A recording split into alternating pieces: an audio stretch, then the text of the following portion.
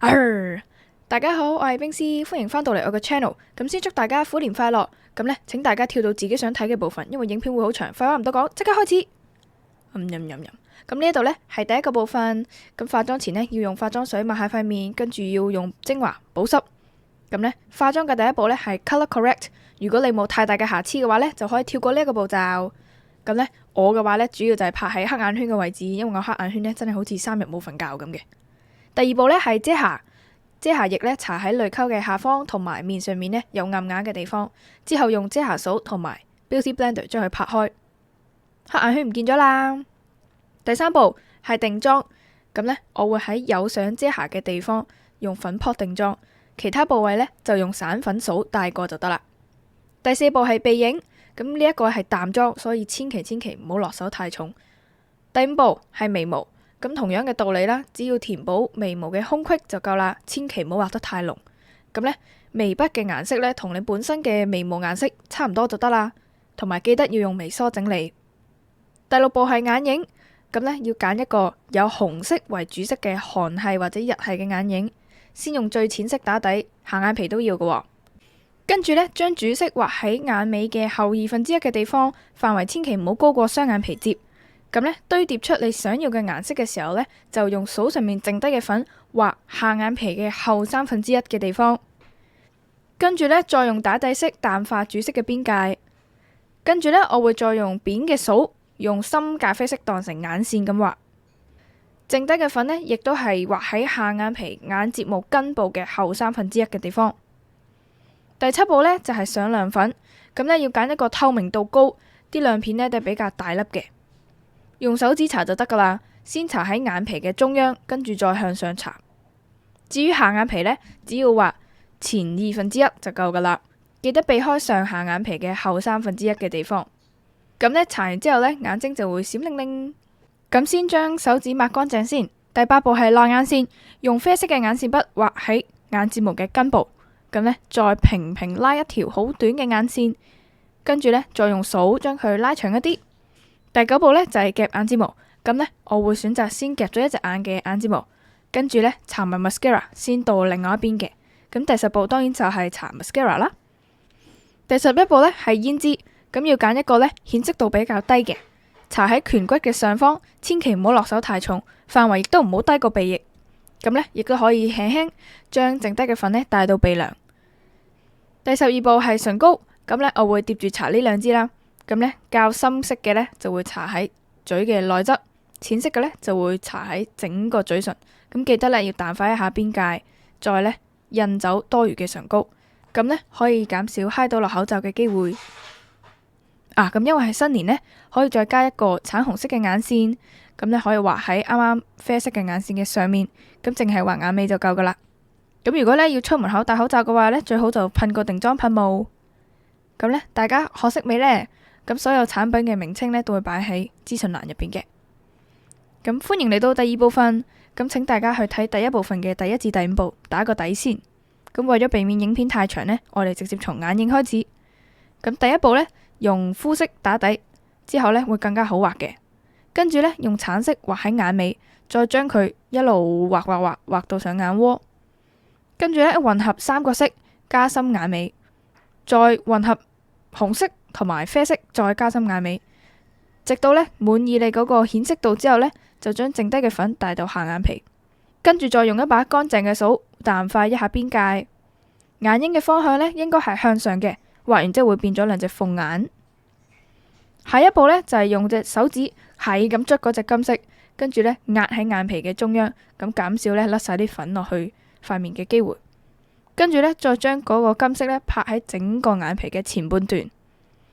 用另外一隻手攞更加淺嘅金色壓喺眼頭、鼻梁同埋鼻頭一啲啲就夠噶啦。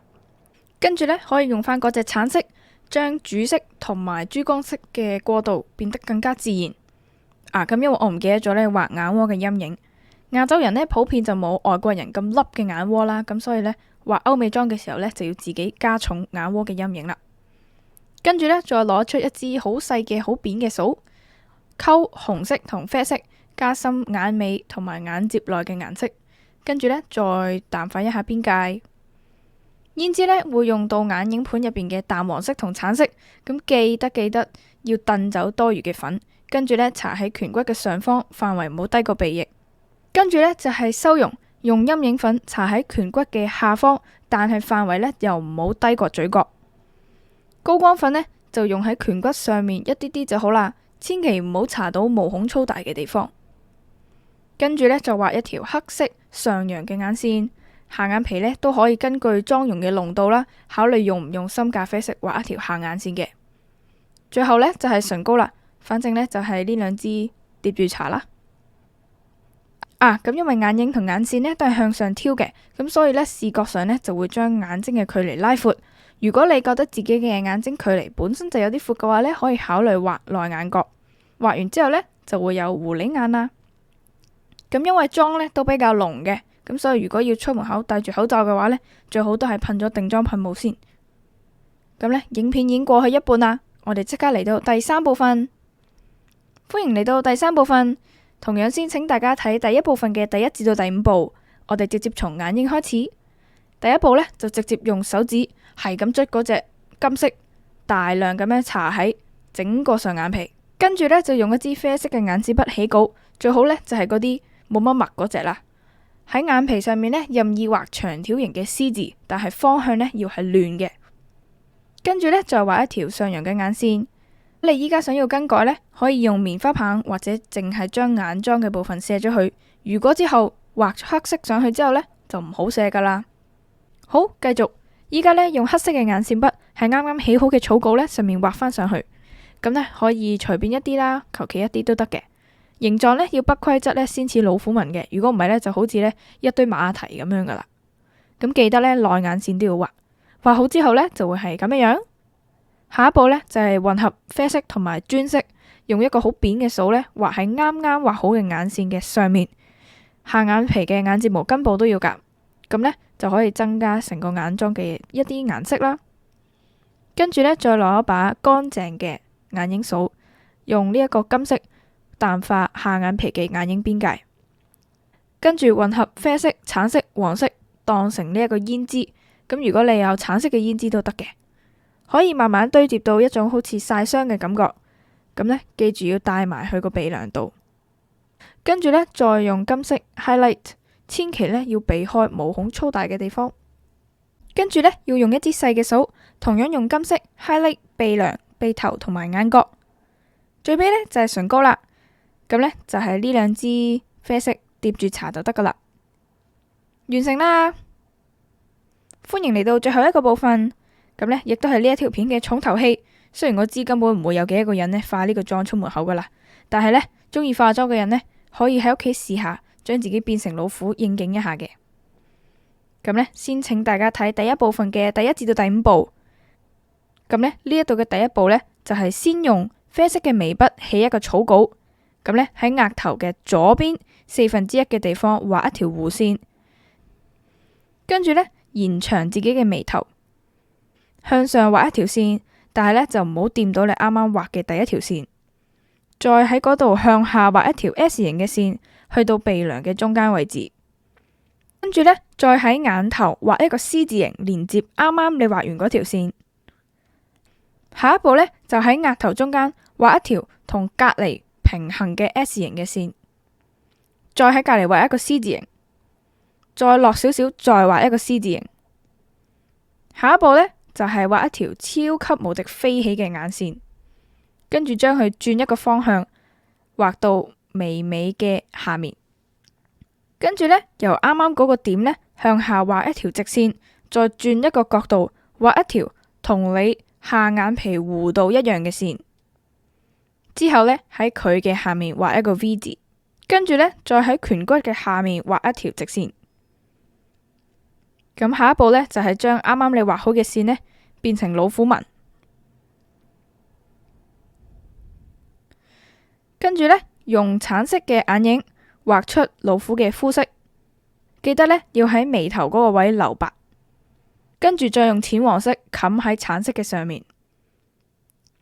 跟住再用深色一啲嘅橙色加強顏色嘅深淺同埋輪廓，跟住呢，再用手指係咁捽個白色，壓喺呢一啲地方。白色上咗之後呢，再補翻一啲橙色。下一步呢，就係用黑色嘅眼線筆喺你啱啱畫好嘅草稿上面呢畫翻上嚟，跟住呢，再喺橙色嘅地方畫大小不一嘅圓形。咁呢，唔完美嘅圓形呢，先似動物嘅紋路嘅。之後呢，再用黑色嘅眼影壓喺啱啱黑色眼線畫嘅部分上面，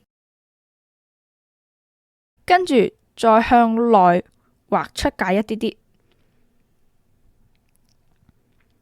然後呢，用黑色加深眉毛嘅顏色，下眼線呢都要用黑色眼影畫，跟住呢，用一把好細嘅掃，用橙色溝啡色畫喺下眼影嘅位置，跟住呢，再用掃補一補白色。到另外一邊嘅眼睛，其實呢，同隔籬嗰隻眼係一樣嘅，先呢，用橙色畫滿成個眼皮。跟住呢，再將黑色疊喺呢一個雙眼皮接嘅入邊，跟住呢，將佢哋嘅邊界淡化，最後呢，再畫一條眼線。眉毛呢都一樣係要加深一啲嘅。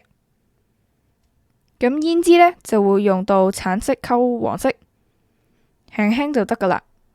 然後呢，再搽一個啡色嘅亮面嘅唇膏。